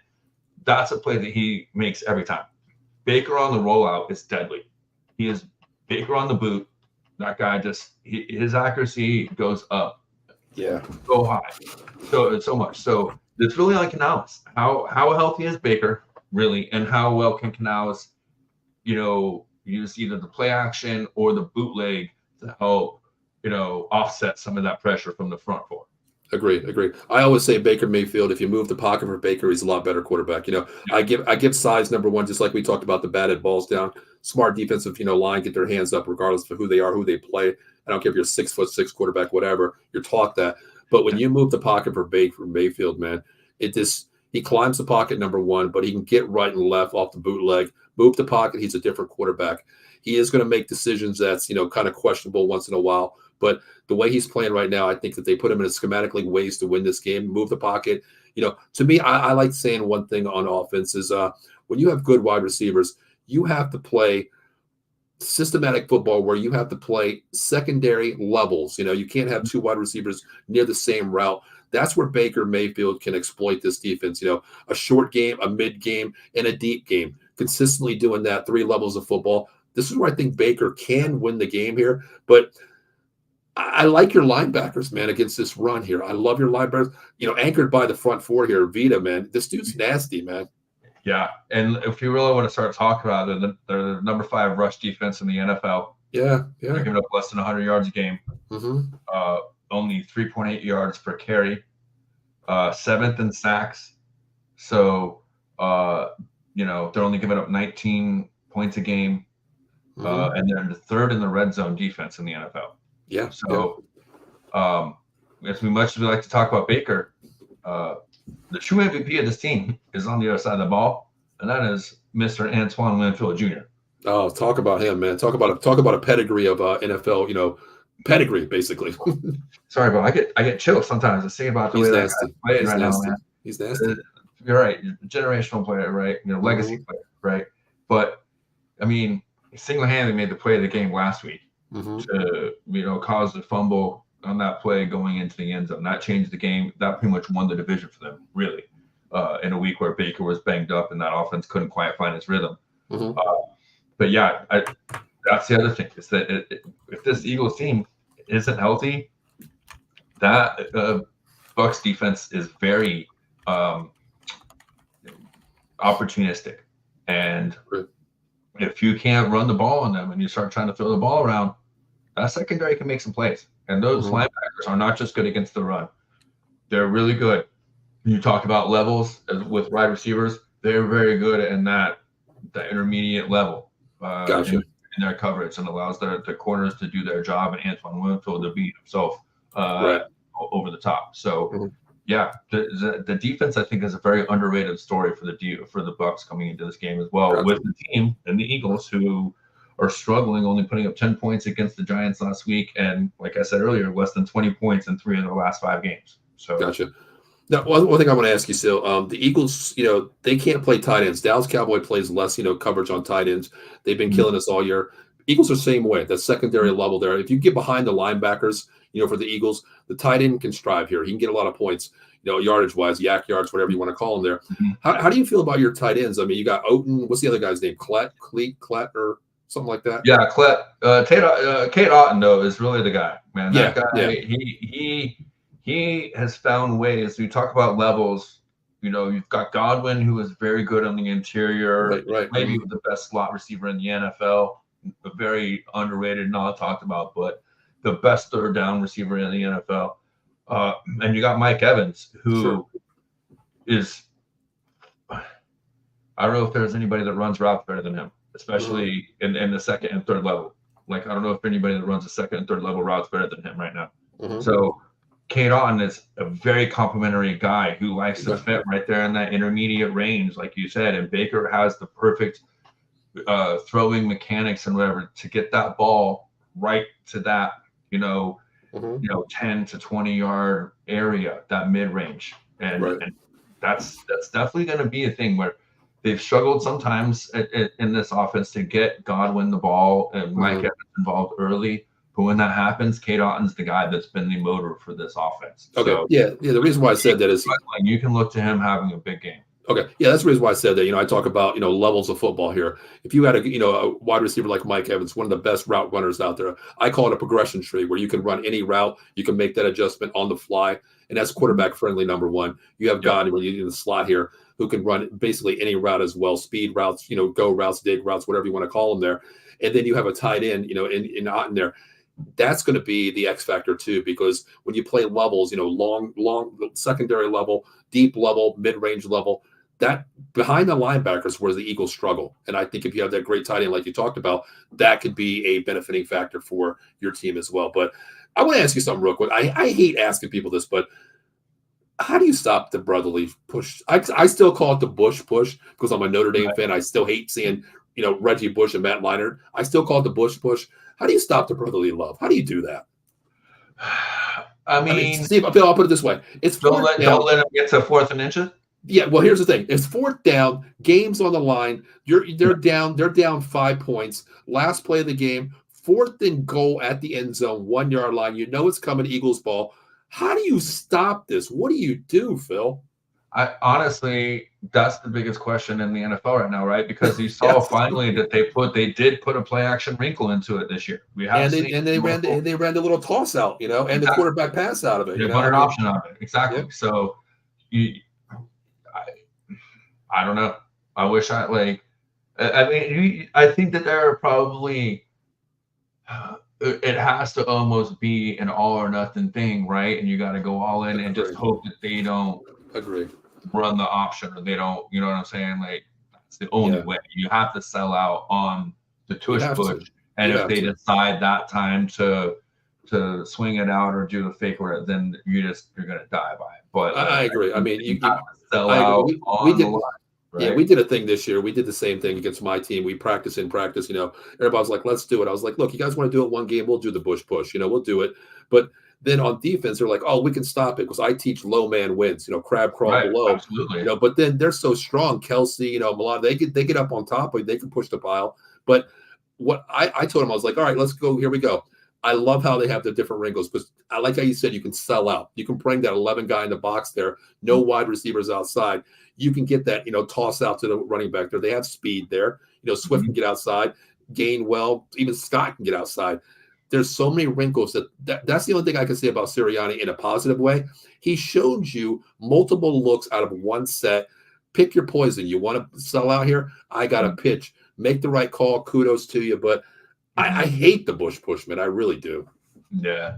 But the problem is that I don't see anything that you could be like, this is illegal. No, right? it's totally yeah. No, it's all about bullet. Mm-hmm. It's incredibly effective. And like I said, don't let him get to 4th and inches or 4th and 1. That's the way you stop it. Right? A lot of people hate it. A lot of coaches around the league saying it's illegal. There's nothing illegal about this play. It's you know what? It's called. I hate saying this, but it's Michigan football, old Michigan football, in the trenches, push the pile, better man wins, stronger man wins. That's all it is. Very simple. Use it to your advantage. What's that? Rugby. Exactly. Yeah, that's what it is. Exactly. That's what it is. Rugby. Yeah. But how about we get to the scores here, man? Listen, we have Ken going automatically. Ken, he says, sorry, Phil. I'm very sorry for this one. He's got the Eagles 33-30. Wow. Okay. What do you got? What do you got for you? What do you got for me? Yeah. I think we're looking at $27-20. $27-20. Okay. All right. I got to go with Ken here. I'm going to side with the Eagles here. To me, they shouldn't be where they're at. 11-6 here. The record doesn't stand to what they are. They've squeaked by games here. I just don't see that they can play another bad game with the talent they have. I think they go back to situational football, run the ball behind his offensive line, take what they give you. I think they're going to, I want to say the word this week, Phil, they're going to protect Jalen Hurts. They're going to protect his hand. I think there's a little bit more underlining out there what the injury really is. I think it's really something that they don't want to talk about being that bad. I think they run the ball. And I think this is like a West Coast take what they give you, short pass. They're not going to take the deep ball. I think that's out of the question this week with that bad hand. I got to go 27-23 Eagles this week. Yeah. I understand that, but to me, everything you said just sounds like it plays in the hands of the Buccaneers, right? I don't think that Eagles can win if you're trying to protect Jalen Hurts, because he's the one that wins games for you. So if you're going to try and protect him, that's why I think it plays right into the hands of the Bucs. You're right. And then you were talking about fans not selling tickets. People were really, really ready to jump off the bandwagon as soon as Brady was gone this season. Mm-hmm. And I've been to a few games this season, and it's ramped back up, and the big show is in full effect. So agree with that. As much as Eagles fans are going to travel, and as much as Eagles fans live in Tampa, and they're Ray J is basically a split because of how much of a melting pot of sports fans we have here. Mm-hmm. It's going to be a home game for the Bucs. It's going to be loud, and I think it plays in the hands of the Buccaneers here. So gotcha. Yep. Hey. Eddie checking in. Eddie's a former fellow Cowboy fan. He's got Tampa Bay winning 31-17. Also, he says the Eagles are banged up. I know, I understand that. Tampa Bay is healthy right now. The Eagles are not. I get that, but I just look at it, man. How many bad games can you play? How many bad games can you play in a row with the talent that you have too? The Eagles have that pedigree. I mean, come on. They do. Yeah, I get it. But the thing is, I said protect Jalen Hurts in a way by throwing the ball, but I think your linebackers, man, they're nasty. They're fast. They play, helmet to helmet, man on man here. Hat on hat is what I call it. Yep. And I think they can spy Jalen Hurts. I think Jalen Hurts, if he wants to get out of the pocket, you can.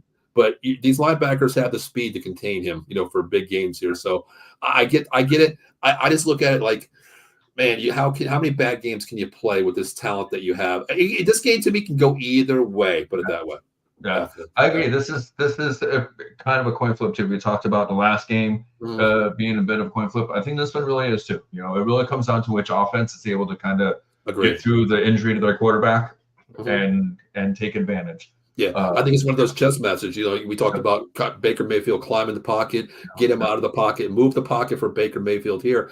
Opposite side, what Eagles offense do we see? Do we see a running attack where you're going to be balanced? You're going to take the short yardage, or you're going to, say, I know this Bucs defense front seven's good. They're top 5 in the league versus the run here. Do we establish the run to bring them that we're not going to throw the ball? Jalen's a little a scapegoat here, or I want to say a decoy. Yeah, decoy, basically, exactly. Then take what they give you, then take the shot downfield. I think it's more of a chess match this game. Which coaching wise, hey, I gotta go with Tampa Bay because Sirianni, man, you can go back to the garden and grow your petals, brother, because this you got to scheme for this game 100%. All right, so here's the second question, because of it's been such a crazy carousel. Are both teams or both coaches coaching for their job in this game? I because there's been talk about Sirianni. Yeah. Being on a hot seat, and Todd Bowles about 5 weeks ago was on his way out of town around here, So I can see it on both sides. I mean, we have a couple Philadelphia shows on our network here, and I listen to them too. I don't think Sirianni's on the hot seat here. I look at it as a scapegoat, Phil. You lost Steichen, you lost Gannon. Okay, you bring in the new OC. You have injuries on both sides of the ball. I get all that. I think that they're going to keep him because if you go out there, you think about this, you're going to have to go get a new DC. You're going to have to get a new OC. With this talent here, do you really want to blow it up and rebuild with the talent you have? It might not be the coaching staff. If there is a guy that if they do fire him, there's one guy that I do not want to come to Philadelphia, and that's Ben Johnson. Yeah. With what he has, and you really look at a mirror version here. You have the quarterback, you have the wide receivers, you have the offensive line, you have good running backs. Same thing as Detroit has. And look what he's doing there. He's put Goff in a situation where who would have thought Goff would be this good with the weapons that he's never had, put it that way, Yeah. But I don't think he's on a hot seat. Bowles I can see because, man, Bowles every week, it's good. I want him out. I want him here. He's been there a while, and it's what have you done for me lately? This is a hot seat game for him, maybe, You want to talk about, I talk about, McCarthy being a warm block of cream cheese. Sure. Todd Bowles is a open cup of yogurt that's been sitting out on the boardwalk and beach all summer long, right? Like that guy is incredibly soft, like, and he no fire, no passion. Yeah. I just coming from a place that I played sports, like I know what it takes to get a coach to get you fired up. And again, you see over both of my shoulders lightning banners. We have an example of what a successful coach looks like in professional sports, and John Cooper. Okay, we know what that looks like to win. Kevin Cash with the Rays, that guy is incredibly successful with the tools that he has. We know what good coaching and management looks like in Tampa Bay. Right. Todd Bowles pales in comparison of those other two guys, and with all the opportunities that the Bucks and the Glazers have right now to go find one of those guys that's premier coming at John Harbaugh, like who knows where he might be going. Right. I mentioned his name earlier with the other three big guys that are going to be available. Now that Belichick is available, who knows? Maybe he wants to come down here and prove, hey, Tom did it, so can I. You know what I mean? It's not just. Wow, what storyline would that be? Tom goes down there and wins one. Well, Belichick comes down and wins one too. What storyline would that be? It wasn't Brady. It was me. Because anything Tom can do, I can do better. Right? Exactly. One of those. I still look at Carolina as probably one of the more likely places for Belichick to go. Ooh, okay. But hey, I don't want to put the cart before the horse. I feel like coaching jobs is something we talk about after the playoffs, right? Yeah, exactly. Well, listen, Phil, we went through all the games real quick. There was one comment that I left on. I'm not sure if JDW is still on, but how about we end it this way? Who's your sleeper for this year, man? Who was your sleeper? Who do you think could make that run to the promised land and hoist that Lombardi Trophy? In beautiful Las Vegas. Zero question in my mind. It is the Cleveland Browns. Wow, Cleveland. You're on that Flacco train, huh? You're on there. Absolutely. I'm on the Flacco train, man. Okay, I'm going to write that down. Dark horse is the Browns. Okay. Yep. You know what? I want to say Cowboys, but that's not a dark horse. Being a 2 seed here, that's not a dark horse to me. But given the track record, you can't win playoff games. That's like a Cinderella story if they win here. But my dark horse to me, oh, man. Think about this here. I'm gonna go Lions. I think this is the year the Lions could be the dark horse. I'm gonna go Lions this year. Because if you think about this, the Lions win this week. The only really test they're going to have is the Niners playing that game there. Okay, Dallas, on the other hand, if they play in a dome, they could get there, but it all goes through outside turf in Niner land if they make it to that point.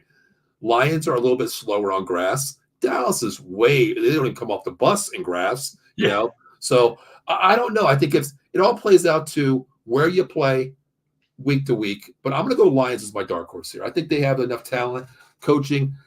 As you said earlier, Dan Campbell's the guy who says, we always talk about our team, will you run through a wall for the coach?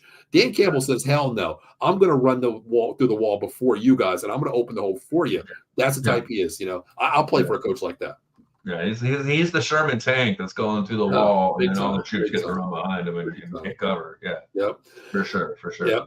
Well, Phil, before we get out of here, I want to do our sponsors really quick. Been on here for a while, so let's talk about our sponsors real quick. Guys, listen, if you need a lawyer out there, reach out to my good friend Jason Fye, 1-800-HURT-123, attorney Big Al, motor vehicle accident, slip and fall, workman's comp, personal injury claims, 3 convenient locations off Pennsylvania, New Jersey, Burst Garden State, Cherry Hill, over there, 3 Greensboro Lane. Give them a call. Also, my neck of the woods, Pittsburgh, PA, 500 Grand Street. And guys, listen, after the Tampa Bay Buccaneers whip your ass this Monday night, you might want to give Jason Fine a call because you're going to be in a world of hurt. And yes, you know what? There is a thing called fraud. You believed in the team, the Philadelphia Eagles. They're frauds. You know what? Call them up. Let them know that they lied to you, basically. Make sure you mention Out of the Box Sports Entertainment, 33 3%. Also, no recovery, no fee. Best lawyer out there. Just mention Out of the Box. We'll take care of you also. Hey, Phil, do you want to take control of this one here for me real quick? Hey, if you guys are coffee drinkers or not coffee drinkers, you need to be going over monkeycoldcoffee.com. They got some amazing coffee, organic blends, hand-picked, hand flavor selected by our guy Matt. They just came out with the new honey agave. They've got toasted coconut rum, my favorite bourbon chocolate chip. They've got whole bean Sumatra beans, which are some of the finest. I was a barista trained as a young buck, and I know the great coffee when I drink it, when I taste it, when I smell it. Monkey Cold Coffee, that's your coffee. Definitely. Make sure you use that promo code OTBS Sports at Monkey Cold Coffee downtown, and make sure you hit that swag shop, T-shirts, coffee cups, K-Beauty Fizz, Cold Beauty Fizz, whatever you want, they got it. Matt's a great guy. He sponsors both of us here, so he's got a great taste in people when, sports talk here, because he's got Phil as a sponsor. We use him too, so make sure you reach out. Phil, have you tried that bourbon chocolate, that bourbon rum cake yet? The Paradise rum? My friend, I have. I have to stay away from it. Okay, I had what I call a fat boy summer, so I've had to have a skinny boy winter, unfortunately. Gotcha. So I had to stay away from some of the sweet treats. But listen, that rum cake is no joke. I tell you what, I opened that out, and number one, it comes so moist, liquefied, everything is so good. I opened that thing, it started dripping on me, and I took a bite of that. I'm like, I hope I'm not driving tonight, because I have so much bourbon inside me right now. It was so damn good.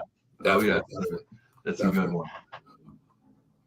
Actually, we got a comment. He agrees with you, Eddie. Cowboy fan here says the Browns are my sneaky good team. I can see that too. It's Flacco, man. It all revolves around Mr. Fountain of Youth Flacco. You know what I mean? Well, part of it also is the AFC as well, right?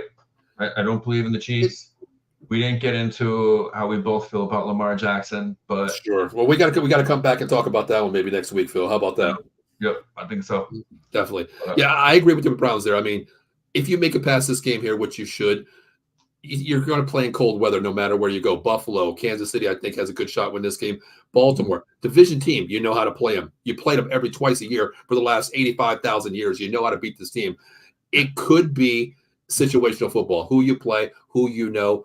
If it falls down to it, I could take the Browns there, because I'll be honest with you. If the Browns win this game, but I don't think they will, I already took my pick. I do think if they get past this game, I think they upset the Baltimore Ravens when they get to them. Yeah. I really do. They can shut down Lamar. They can talk about storylines, my friend. Yes. Talk about storylines. Yeah. That's the storyline we should all be praying for. Yes. In this playoffs. Regardless of what our picks are, or what we analytically think should happen. 100%. The Browns and the Ravens in the divisional round. The only thing that could be better if it ended up being the AFC Championship, but can't happen this year. Can't happen this year. But, yeah. But before we get out here, once again, don't be a stranger on this network. Of course, you're welcome anytime. And hopefully we can maybe do this next week before we go into this conference semis next week. Before we get out of here, how about you tell everybody out there on this beautiful network where they can find you and what you're working on one more time, please? Thanks again for having me. It's been a pleasure. I always enjoy sitting down and running it down. You can find me on Facebook, Shooter in the Stash. I'm the Stash. You can find us over on YouTube as well. You can find me at TB Stash on YouTube every Sunday, 9:00 Eastern. Sunday Stash, running down all things Tampa Bay, sports, pop culture, entertainment, all that. Give you a little insight what it is to be Tampa Bay resident. Gotcha. Sounds good, brother. Hey, listen, don't be a stranger here. You're more than welcome to hop on anytime. You got my number. Yeah, the fans love you out here. So how about we do this again whenever you're free, man? I mean, I appreciate you anytime, brother. Sounds good. My name is Paul Spencer. That is Phil Haney. Please check him out, The Stash, talking all Tampa Bay sports down there. And you know what? Hey, when you're on this network, your family, and welcome to the family, Phil. I want to say that, brother. Appreciate you, man. It's good to be here. All right, guys. This is the NFL Wildcard Weekly Talk. We'll talk to you next week again with myself and Phil. Until then, hopefully your team wins. And all I can say is have a great week and enjoy some damn good football for Saturday, Sunday, and Monday. So we'll see you next week.